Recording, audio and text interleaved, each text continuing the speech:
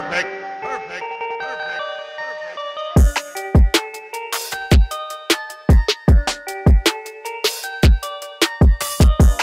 Ladies and gentlemen, the vibes are at an all-time high. The Sixers squashed the Wizards 146-128. They are now 5-1 on the year after losing that opener to Milwaukee. Even in a game, though, where you could say they were competitive, they have tallied off 5 in a row. They go in a game today where they don't even have to play the starters deep in the fourth, in a game where Joel Embiid has a historic performance, and you knew it was over already early in that fourth. Wow, what a performance.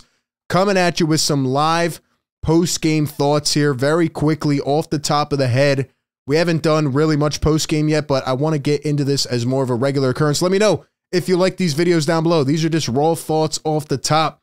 But, you know, we just watched the Clippers go down to the Knicks. We finished that on playback.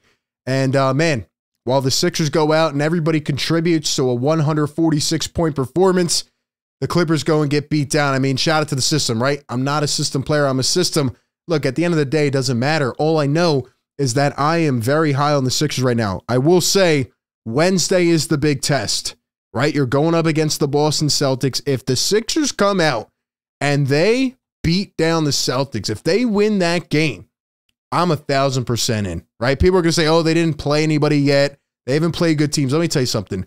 The Sixers have played, you know, subpar teams, but it's the way they have beat down these teams. It's the fact they go for 146. Let me tell you, if the Sixers had the starters stay in this game, if they had Joel Embiid stay in for the fourth quarter, they probably score about 180 points. The Washington Wizards should sell the franchise. That is probably the worst team I've ever seen. I'm not even kidding.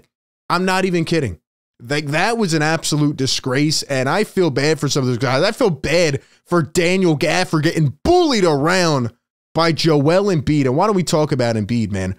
Unreal performance. That was the best third quarter that I have ever seen. Joel Embiid tonight finishes with 48 points, 11 rebounds, 6 assists, 68 field goal percentage in 3 quarters of play. But in the third quarter, he goes 10 for 10 from the field with 29 points. 29-point quarter. We just witnessed a generational game, a generational quarter from Joel Embiid. That is the most points in a quarter in Sixers history. Joel Embiid now has 40 40-point games by a 76er. AI had 76, but my gosh. Joel Embiid has recorded 15 40-point games since the start of last season. He is just continuing to climb the ranks. This is the best I've seen the Sixers play. You can't even just look at Embiid in this game. How about Tyrese Maxey? Again, taking care of the ball. How many assists did he finish with? He finished with 11 assists. Now, his new career high, he just broke it with 10 the other night. Maxey distributing the ball. They said he couldn't be a point guard. Maxey's out here taking that leap into point guard one territory. Tyrese Maxey, no turnovers, a double-double. He is literally going out there picking apart these defenses. The ball's moving everywhere. Even on a night like tonight where Kelly Oubre didn't play that efficient, right? They didn't need it because Tobias Harris had 18 points. 14 for DeAnthony Melton, who finally stepped up, hit 4 3-pointers. How about Nicholas Batum in his Sixers debut? Welcome to Philadelphia. 11 points for Batum, 4 for 5 from the field. He had 4 buckets in about 5 minutes, and he knocked down a couple big threes. He had 3 of them tonight. Nicholas Batum may be a piece. We saw some Rocco had a couple nice steals in this game. We saw Martin get in. Even Marcus Morris got in this game. It was over early in the fourth quarter, probably late third.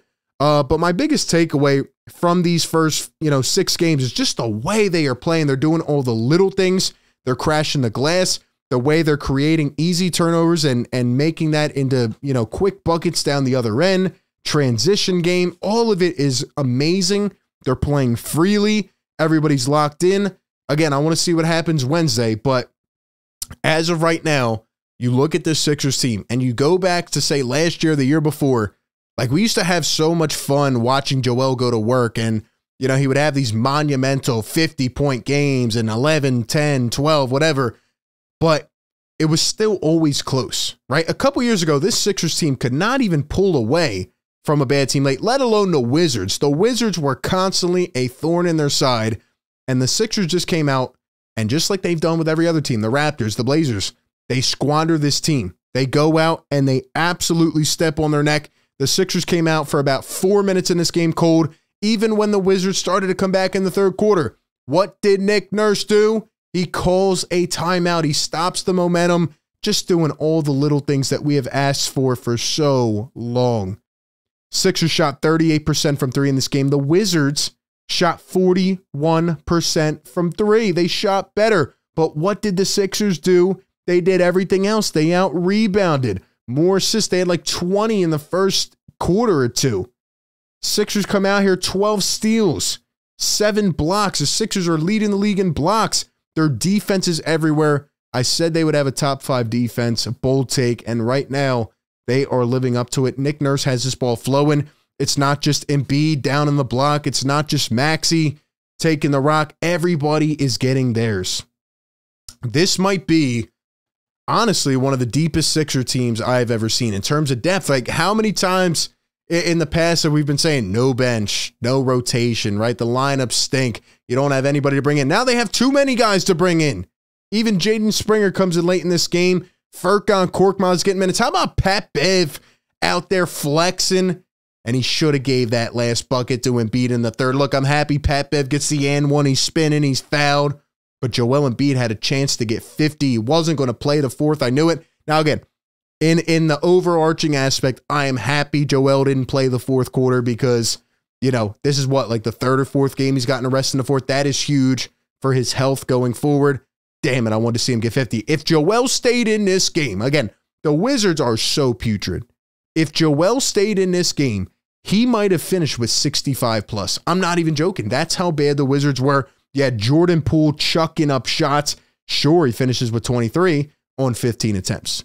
Kyle Kuzma, 28 on 20 attempts. Like, Kyle Kuzma was out there looking like, okay, I signed a great lucrative contract, but I'm just out. I know we're not going to win. I'm out here just having fun, shooting it around. Tyus Jones had a couple nice defensive plays. The Wizards weren't even close. They're probably going to end up being the worst team in the league. And, man, it's just, what a start for the Sixers, right? You come into the season, a lot of drama. You know what's going on with James Harden. And for Nick Nurse to be able to keep this team together the way that he did, for him to be able to come in here and establish a system, and you could tell everybody buys into it. They believe it. Before, with the body language and the way guys wouldn't even crash boards, and you'd get late in the games, and even a game like this where the Sixers go up big, right? They'd start to lose that lead. Here comes the bad team crawling back in. Okay, Sixers settle, they win the game, but you're still like, right? Like, you should be able to finish that every game.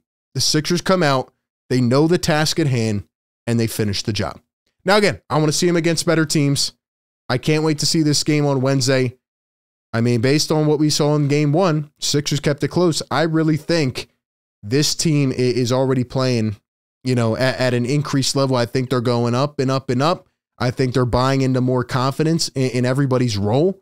I don't think there's any ego on this team. I think they're all just having fun. B-Ball Paul out there making some plays tonight. You had other guys coming off the bench. Like, everybody is just doing their thing. I've never seen Tobias play this freely. I've never seen Maxey play this freely. Nick Nurse is a savant. He is an excellent head coach at the X's and O's, but just all of the things that bring the chemistry of the team together. What a win by the Philadelphia 76ers in a game where they feels like they could have put up 180 points, and they're just doing all the little things right now, and we're going to really find out who this team is on Wednesday. But let me tell you something right now, ladies and gentlemen, listen very closely.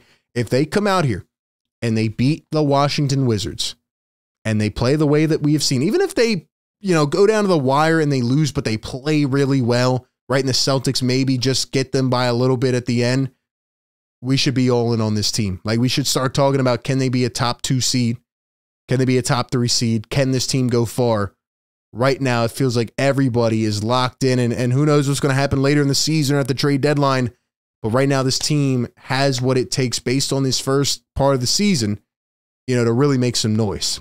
You should be excited. You should be back in on Philadelphia right now. Those are just my quick thoughts. Give me yours down below in the comment section. Again, appreciate everybody who was in the live stream. We're live every Sixers game. We're having fun. The vibes are at an all-time high. That being said, I will catch you all on the next one. Peace.